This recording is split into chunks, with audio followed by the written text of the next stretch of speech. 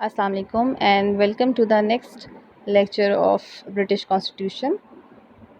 And today we will again resume our previous topic which was the House of Lords, Darul Umra. हमने दारुल उमरा के इख्तियारात व फ़राइज़ को अपने प्रीवियस लेक्चर में डिस्कस किया था और आज हम ये पढ़ेंगे कि दारुल उमरा के पास ये जो इख्तियारात व फ़राइज़ हैं जो हमें सिर्फ रस्मी नौइयत के नज़र आते हैं, तो इस इदारे को अब तक क्यों कायम रखा गया है और क्या इस इदारे को ख़त्म कर देना चाहिए, आज हमने ये टॉपिक डिस्कस करना है। दारुल उमरा अब तक क्यों कायम है? Why does the house of common exist till now? आपको इसके इख्तियारात व फ़राइज़ पढ़ाते हुए मैंने जब बताया तो इसके अदालती इख्तियारात इसके ख़त्म हो चुके हैं, मालियाती इख्तियारात, मालियाती बिल्स पर इसके इख्तियारात बिल्कुल ख़त्म हो चुके हैं। कानूनी मामलात में देखें तो ये बिल्कुल एक रबर स्टैम्प की हैसियत रखती है, जिसने हर सूरत पार्लियामेंट में दारुल अवाम से भेजे हुए मसवदात को पास ही करना होता है या ज़्यादा से ज़्यादा ये 1 महीने का इल्तवा कर सकता है। तो ऐसे क्या रीज़न है कि एक ऐसा इदारा जिसके होने ना होने का से कोई फ़र्क नहीं पड़ता और जिसकी 1200 तकरीबन अरकान होने के बावजूद इसका कॉरम सिर्फ 3 रखा गया है, तो ऐसे इदारे को कायम रखने की क्या ज़रूरत है। तो आज हम ये देखेंगे दारुल उमरा को के ऊपर क्या तनकीद की जाती है, ये अब तक क्यों कायम है। तो दारुल उमरा के ऊपर ने एक बहुत बड़ी एक मैसिव इसकी क्रिटिसिज्म का हमेशा सामना करना पड़ा है। इसकी सबसे बड़ी रीज़न ये है कि इसको एक गैर नुमाइंदा ऐवान करार दिया जाता है। बरतानवी हिस्ट्री हम देखते हैं, कॉन्स्टिट्यूशनल हिस्ट्री, तो उसमें हमें 1215 में अज़ीम चार्टर मैग्ना कार्टा नज़र आता है, जिसके अंदर अवाम ने बादशाह से अपने हकूक़ का मुतालबा किया। ये वो ज़माना था जब दुनिया में हर तरफ बादशाहत का रिवाज था। तो ऐसा हमें क्यों नज़र आता है कि बरतानिया जैसे एक जमहूरी मुल्क के अंदर जिसने जदीद दुनिया जिसने 18वीं और 19वीं सदी में जमहूरियत में कदम रखा और तहज़ीब याफ्ता और जमहूरी अक़वाम बनी, और इवन अभी तक बहुत सारी ऐसी ममालिक हैं जहाँ पर अभी तक जमहूरियत कायम नहीं है, और बरतानिया के अंदर अवाम को उनके हकूक़ को तस्लीम करने वाला एक ऐसा मुल्क जो 800-900 साल की जमहूरी हिस्ट्री रखता है। तो इस मुल्क के अंदर एक ऐसा गैर नुमाइंदा ऐवान क्यों है जिसमें अवाम की नुमाइंदगी ही नहीं। जमहूरियत तो बुनियादी तौर पर अवाम की नुमाइंदगी के ऊपर बेस करती है, तो इसका एक जो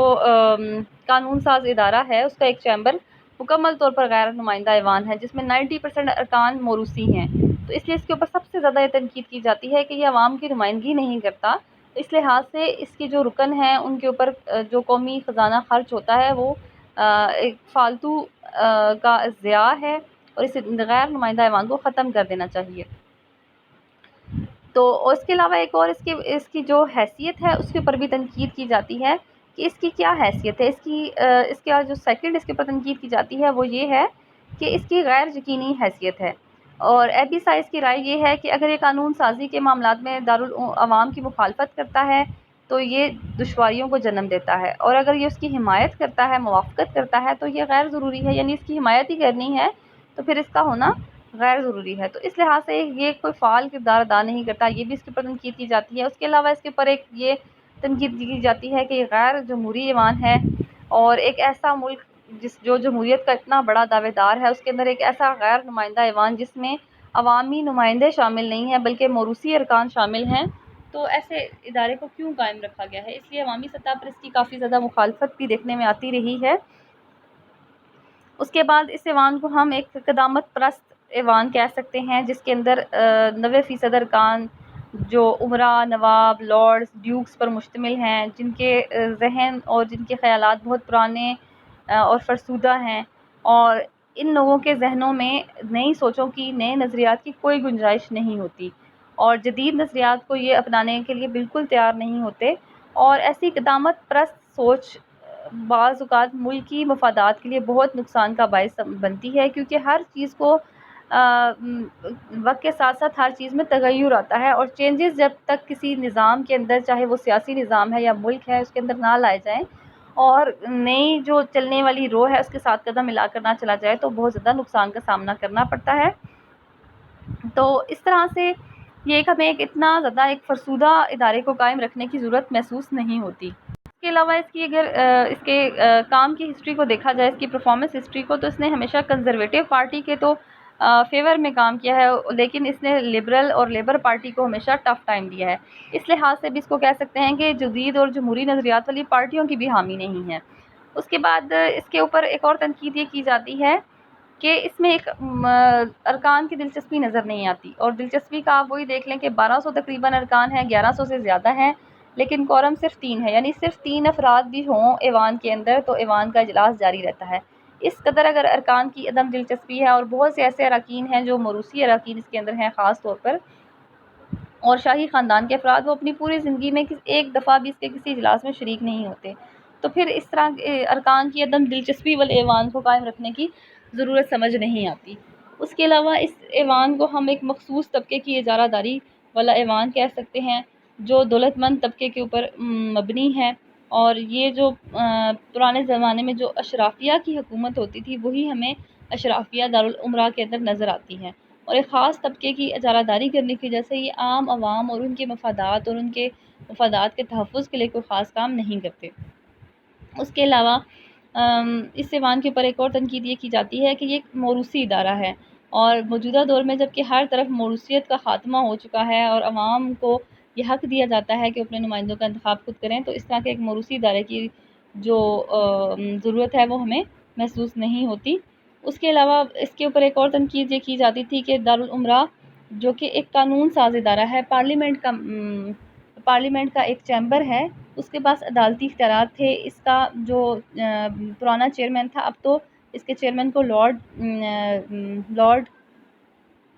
اسپیکر کہا جاتا ہے، پہلے اس کو لارڈ چانسلر کہا جاتا تھا۔ تو جب وہ لارڈ چانسلر کی حیثیت سے دارالامراء کی صدارت کے فرائض سر انجام دیتا تھا، وہ کابینہ کا وزیر قانون بھی ہوتا تھا، اس کے ساتھ ساتھ وہ وہاں کی سب سے بڑی عدالت کا چیف جسٹس کے طور پر بھی لارڈ چانسلر کام کرتا تھا۔ تو اس طرح اس کے جو عدالتی کردار تھا وہ بھی تھا، اور عدالتی اختیارات دے کر انہوں نے مقننہ اور عدلیہ کو بالکل ملا کر رکھ دیا تھا، جو کہ جمہوری اصولوں کے بالکل خلاف ورزی تھی۔ لیکن اب عوام کی آوازوں پر اس جو کردار ہے اس کو ختم کر دیا گیا ہے، اور اب برطانیہ کے اندر الگ سے وہاں کی عدالت عالیہ قائم کر دی گئی ہے، اور اس کا ایک چیف جسٹس بھی مقرر کیا گیا ہے، اور اب لارڈ چانسلر اس کے جو فرائض ہیں وہ اور اختیارات، بلکہ یہ لارڈ چانسلر کا ادارہ ہی ختم ہو گیا ہے، اور اب لارڈ اسپیکر لارڈ اسپیکر اب ایوان کی صدارت کے فرائض سر انجام دیتا ہے، جبکہ جو چیف جسٹس ہے وہ الگ سے وہاں کے عدالت عالیہ کے چیف جسٹس کے طور پر فرائض سر انجام دیتا ہے۔ تو یہ ہے وہ تمام تنقید جو اس کے اوپر کی جاتی ہے، اور اس کے لیے کئی بار بہت ساری تجاویز بھی دی گئیں کئی ادوار میں، جیسے لارڈ برائس کا ذکر ہے جو کہ برطانوی وزیر اعظم رہ چکے ہیں، لارڈ سالزبری اور لارڈ کیلرینڈن بھی کا بھی ذکر آتا ہے۔ تو ایسے بہت سے ایسے دور تھے جس میں اس کے لیے بہت ساری تجاویز سامنے آئیں، اور اس کو بہتر بنانے کے لیے ریکمنڈیشنز دی گئیں، اور اب اس ایوان کی مخالفت کا جو رجحان ہے وہ ختم ہو گیا ہے، اور اس کی کئی ریزن ہے۔ ایک یہ ہے کہ جس طرح بادشاہت نے آئینی رخ اختیار کیا، اور بادشاہ آہستہ آہستہ برطانیہ کے نظام کے اندر ہمیں ایک ایسے ادارے کے طور پر نظر آیا جس میں اس کے اختیارات بالکل کم ہو گئے، اور اس نے عوامی جو اصول تھے ان کو توڑنے کی کوشش نہیں کی، عوام کے حقوق کو تسلیم کیا، تو بادشاہت کے خلاف بھی لوگوں کی کبھی آواز نہیں اٹھی۔ تو اسی طرح جب سے دارالامراء نے بھی جمہوری انداز اپنایا ہے، تو اب یہاں جو بادشاہ ہے اس کی بھی مخالفت کا دارالامراء کی مخالفت کا بھی اب ہمیں رجحان نظر نہیں آتا۔ تو دارالامراء کے حق میں جو دلائل دیے جاتے ہیں وہ یہ ہیں کہ اس کے اندر ضروری نہیں کہ سارے کے سارے افراد 90% افراد جو اس کے بے شک موروثی ہیں، لیکن موروثی ارکان نہ تو اس کے ایوان کے اجلاس میں شریک ہوتے ہیں، اور نہ وہ کوئی ایسا نیگیٹو رول پلے کرتے ہیں، بلکہ اس کے اندر جو تاحیات امراء ہیں جو کہ پرانے سیاستدان رہ چکے ہوتے ہیں، جرنل رہ چکے ہوتے ہیں، قانون دان اور ماہر تعلیم، ایسے افراد بہت ذہین، لائق اور تجربہ کار ہوتے ہیں، ان کی خدمات سے فائدہ اٹھانے کے لیے اس ایوان کا ہونا بہت ضروری ہے، اور یہ اپنے اپنے جو بھی ان کا شعبہ ہوتا ہے اس شعبے میں بہت بہترین پرفارمنسز شو کر چکے ہوتے ہیں، اور اب ان کا کوئی سیاست سے، عملی سیاست سے نہ تو ان کا کوئی فائدہ ہوتا ہے، نہ ان کا اس سے کوئی تعلق ہوتا ہے، اور ان کی غیر جانبدار اور جو سنسیئر ایفرٹس ہیں وہ حکومت کو بہترین طریقے سے چلانے کے لیے بہت اہم ثابت ہوتی ہیں، اور ایسے افراد سے استفادہ حاصل کیا جاتا ہے اس ایوان کے ذریعے اس لیے اس کے حق میں دلائل دیے جاتے ہیں کہ اس ایوان کے خاتمے سے ایسے افراد کی خدمات سے ہم فائدہ حاصل نہیں کر سکتے۔ اس کے علاوہ دارالعلوم پر کام کا بہت زیادہ بوجھ ہوتا ہے، اور اس میں اگر کسی مسودے کے اندر کسی قسم کی کوئی خامی، کوئی کمی رہ جائے تو دارالعمرہ اس کمی کو دور کر سکتا ہے، اور اس جو بل ہے اس کے اوپر نظر ثانی کر کے اس کی خامیوں کی نشاندہی کر سکتا ہے، اور اس طرح قانون کے میں اگر جلد بازی میں کوئی غلطی ہو جائے تو اس غلطی کو آسانی سے دور کر سکتا ہے۔ اس کے علاوہ دارالعوام کے اندر مالیاتی بل پہلے پیش ہوتے ہیں، لیکن اس کے علاوہ دارالعمرہ میں کوئی مالیاتی بل کے علاوہ باقی بل دارالعمرہ میں پہلے پیش ہو سکتے ہیں۔ اور ایسا ہوتا ہے بعض اوقات کے دارالعوام کے اوپر اگر ورک لوڈ بہت زیادہ ہو مسودات کا، قوانین کا، تو دارالعمرہ کسی قانون کو پہلے پیش کر کے، کسی مسودے کو پہلے پیش کر کے اس کو پاس کر سکتا ہے، اور اس کی ڈیٹیلز کے اوپر غور کر سکتا ہے، اور اس طرح سے کام کی تقسیم ہو جاتی ہے، اور جو دارالعوام کے اوپر ایک کام کا برڈن ہے وہ کافی کم ہو جاتا ہے، اور کام کی صحیح طریقے سے تقسیم ہو جاتی ہے۔ اس کے علاوہ بعض اوقات کسی بل کو بہت جلدی میں پیش کیا جاتا ہے، جلدی سے اسے پاس کر لیا جاتا ہے، لیکن وہ بل دور رس اثرات کا حامل ہوتا ہے، اور اس کا پاس ہونے سے بعض اوقات نقصان کا بھی خدشہ ہوتا ہے۔ اور دارالعمرہ میں اگر وہ بل دارالعوام سے پاس ہو کر دارالعمرہ کے پاس آتا ہے اور یہاں پر کسی تاخیر کا شکار ہوتا ہے، اور بعض اوقات حالات بدل جاتے ہیں اور وہ تاخیر اس کے لیے فائدہ مند ثابت ہوتی ہے، تو ایسی صورت میں یہ تاخیر عوام کے لیے اور قوم کے لیے فائدے کا باعث ہوتی ہے۔ تو اس طرح بہت سارے معاملات میں یہ تاخیر فائدے کا باعث ہونے کی وجہ سے اس ایوان میں جو ایک کام میں تاخیر ہمیں نظر آتی ہے، اس کا کئی بعض اوقات ہمیں فائدہ بھی نظر آتا ہے۔ اس کے علاوہ اس ایوان کے اندر بحث کا معیار بہت اعلیٰ ہوتا ہے۔ اس کے جو اراکین جو اس کے اندر اجلاس میں جو موروثی اراکین ہیں وہ تو، یا جو شاہی خاندان کے افراد ہیں وہ زیادہ تر اس کے اجلاس میں شریک ہی نہیں ہوتے، اور جو اجلاس کے شرکا ہوتے ہیں وہ زیادہ تر وہ افراد ہوتے ہیں جو پرانے جرنیل، پرانے سیاستدان، ریٹائرڈ وزیر اعظم وغیرہ ہوتے ہیں۔ تو یہ جو سابقہ افراد ہوتے ہیں، جو سابقہ کسی نہ کسی محکمے میں ایک اپنا لائف لانگ ایکسپیرینس رکھتے ہیں، ان کی بحث، ان کی مختلف مسودات کے اوپر ان کی رائے بہت معنی رکھتی ہے، اور جو ان کی آواز ہوتی ہے وہ ان کے ضمیر کی آواز ہوتی ہے، جو ملک اور قوم کے فائدے کے لیے ہوتی ہے۔ یہ کسی سیاسی پارٹی کو یا وقتی مصلحتوں کو دیکھ کر کوئی سیاسی رائے قائم نہیں کرتے، اس لیے یہ عوام کی سیاسی تربیت بھی کرتے ہیں، ان کو ایک ایسا پلیٹ فارم بھی دیتے ہیں جہاں وہ لوگوں کی سیاسی رہنمائی کر سکتے ہیں، اور ان کی جو اوپینین ہوتی ہے وہ بہت سنسیئر ہوتی ہے، جو لوگوں کے لیے بہت فائدہ مند ہوتی ہے، اور یہ ملکی مسائل سے ایک تو پوری طرح آگاہ ہوتے ہیں، اور پھر اپنے لائف لانگ ایکسپیرینس کی وجہ سے ایک بہت پریکٹیکل اور بہت کمپیٹیبل سلوشن دے سکتے ہیں۔ اس کے علاوہ دارالعوام کے پاس اتنے زیادہ اختیارات ہیں، اور برطانیہ میں پارلیمنٹ کے بارے میں خاص طور پر جو ٹرمز یوز کی جاتی ہیں کہ وہ بہت زیادہ ایک بااختیار ادارہ ہے، تو دارالعمرہ کے ہونے سے اس کی آمریت کی روک تھام ہو سکتی ہے، اور دارالعوام کو اپنی من مانی جو کاروائیاں ہیں وہ کرنے کا اتنا موقع نہیں ملتا، بلکہ یہ اس کے اوپر ایک چیک رکھنے والا ایک ادارہ بن جاتا ہے۔ اس کے علاوہ برطانیہ کی قوم کا ایک خاص مزاج ہے، وہ اپنے پرانے اداروں سے، پرانی روایات سے پیار کرتے ہیں۔ آپ نے ایون پارلیمنٹ کی اور دارالعوام کی بلڈنگز دیکھی ہیں، بہت زیادہ پرانی اور بہت یونیک اور ڈفرینٹ خوبصورت سی بلڈنگز ہیں، اور نئے جو طرز تعمیر ہے اس کے مطابق یہ نہیں بنائی گئی، اور پرانا ان کا ایک اپنا سٹائل ہے، تو یہ انگلش سٹائل ہے، یعنی وہ اپنی جو پرانی چیزیں ہیں ان کو نئے زمانے کے ساتھ لے کر چلتے ہیں۔ اور برطانیہ کے نظام کے اندر ہم نے برطانوی قوم کا ایک مخصوص کنزرویٹو مزاج دیکھا ہے کہ وہ اپنے نظام کے اندر انہوں نے پرانی اور نئی چیزوں کا ایک امتزاج رکھا ہے، انہوں نے بادشاہت کو بھی ادارے کے طور پہ قائم رکھا ہے، اور جمہوریت کو قائم کر کے وزیر اعظم کو بھی اختیارات دیے ہوئے ہیں۔ تو جو دارالعمرہ ہے یہ بھی برطانوی مزاج سے کافی ہم آہنگ نظر آتا ہے کہ دارالعوام کے پاس زیادہ اختیارات ہیں، وہاں عوامی نمائندے ہیں، لیکن دارالعمرہ میں اعزازی رکنیت بھی دی ہوئی ہے، شاہی افراد کے خاندان کو بھی اس کی رکنیت ہے، تو اس طرح اولڈ اینڈ نیو کا ایک کمبینیشن ہمیں اس ادارے سے بھی نظر آتا ہے، اور اس لیے ہمیں برطانیہ کے اندر بادشاہت کا، جمہوریت کا اور اشرافیت کا ایک خوبصورت کمبینیشن یا امتزاج نظر آتا ہے، اور جو دارالعمرہ کی وجہ سے قائم ہے۔ اور اگر دارالعمرہ کو ختم کر دیا جائے گا تو وہاں پر وہاں کے ایک روایتی انداز ہے برطانیہ کا، یہ بھی ختم ہونے کا خدشہ ہے۔ اور یہ برطانیہ کے عوام کے سیاسی مزاج سے بھی بہت ہم آہنگ رکھتا ہے کہ پرانی روایات کا حامل ہونے کے باوجود یہ جمہوری اداروں کی راہ میں رکاوٹ نہیں ہے، اس لیے اس ادارے کو اب ختم نہیں کیا گیا۔